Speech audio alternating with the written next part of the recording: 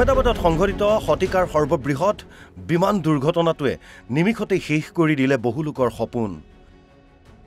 পোহৰলৈ আহিছে আহমেদাবাদৰ বিমান দুৰ্ঘটনাৰ বহু হৃদয় বিদাৰক দৃশ্য। বিমান যাত্ৰীসকলৰ দুখজনক কাহিনীয়ে কন্দুৱাইছে সকলোকে। যি দৃশ্য দেখাৰ পাছত বিশ্ব সম্প্ৰদায়ে দোহাৰিছে দ্বিতীয়বাৰলৈ আৰু সংঘটিত নহওক এনে ঘটনা। প্ৰথমে মন কৰক এই ফটোগ্ৰাফখনলৈ। নিৰ্ভেজাল হাঁহিৰে পৰিয়ালৰ সৈতে এখন মৰম লগা চেলফি। উদয়পুৰৰ ডাক্তৰ কৌমি ব্যাস নামৰ চিকিৎসকগৰাকীয়ে হয়তো সপোনতো ভবা নাছিল পৰিয়ালৰ শেষ ফটো হৈ পৰিব এই চেলফিখন। উদয়পুৰৰ চাকৰি এৰি লণ্ডনলৈ উৰা মাৰিছিল কৌমি ব্যাস। লণ্ডনত থকা পতিৰ সৈতে একেলগে থকাৰ সপোন লৈ 3 সন্তানৰ সৈতে উৰা মাৰিছিল পৰিয়ালটো। কিন্তু নিয়তে সহ্য নকৰিলে পৰিয়ালটোৰ শোকাবহ দুৰ্ঘটনাটোত মৃত্যু হ'ল 5 সদস্যৰ। ভয়ংকৰ দুৰ্ঘটনাটোৰ পাছৰ এখন ফটোগ্ৰাফে বুকু কঁপাইছে সকলোৰে। মৰমৰ আইতাকৰ জন্মদিন পাতিবলৈ আহিছিল 2 ভগ্নী। আইতাকৰ সৈতে ফটো উঠি আপলোড কৰিছিল সামাজিক মাধ্যমত। কিন্তু আইতাকক বিদায় দি কৰ্মক্ষেত্ৰলৈ উভতি যোৱা হীৰ আৰু ধীৰ নামৰ 2 ভগ্নীৰ কৰুণ মৃত্যু ঘটে এই শোকাবহ দুৰ্ঘটনাত। কথাতেই কোৱা হয়, বয়স বাঢ়িলে বোলে বাঢ়ে মৰম। সেই মৰমৰ মাজতেই জীৱনৰ বিয়লি বেলাত অকণমান সময় অতিবাহিত কৰিবলৈ লণ্ডনলৈ উৰা মাৰিছিল এক বৃদ্ধ দম্পতী। অভিশপ্ত বিমানখনৰ প্ৰতিটো মুহূৰ্ত আবদ্ধ কৰিছিল মোবাইল কেমেৰাত। হোৱাটছএপ যোগে পৰিয়াললৈ প্ৰেৰণ কৰিছিল বিশেষ ভিডিঅ' আৰু নিমিষতেই কাল অমানিশা নামি আহিল পৰিয়ালটোলৈ। নৱবিবাহিত খুজবুৰ কাহিনীয়েও সেমেকাইছে চকু। বিয়াৰ পাছত প্ৰথমবাৰলৈ স্বামীক লগ ধৰিবলৈ লণ্ডনলৈ উৰা মাৰিছিল খুজবু নামৰ 23 বছৰীয়া যুৱতীগৰাকী।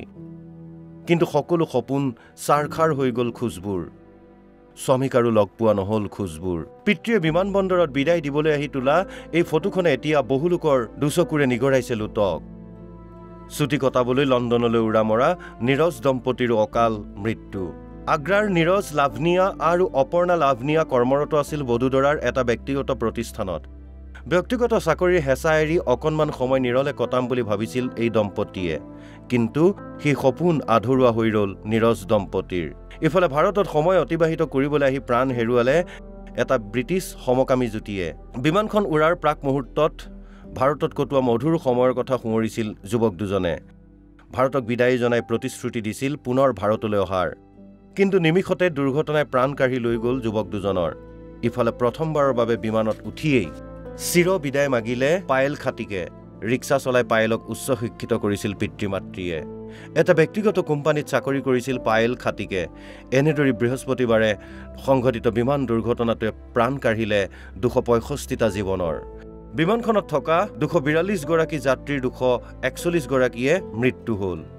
দুৰ্ঘটনাটোত আঘাতপ্ৰাপ্ত আন 24 গৰাকীৰো কৰুণ মৃত্যু এতিয়া সুলভ। কাৰ কেতিয়া মৃত্যু হয় যেন কোনেও নাজানে। News desk report, NV news.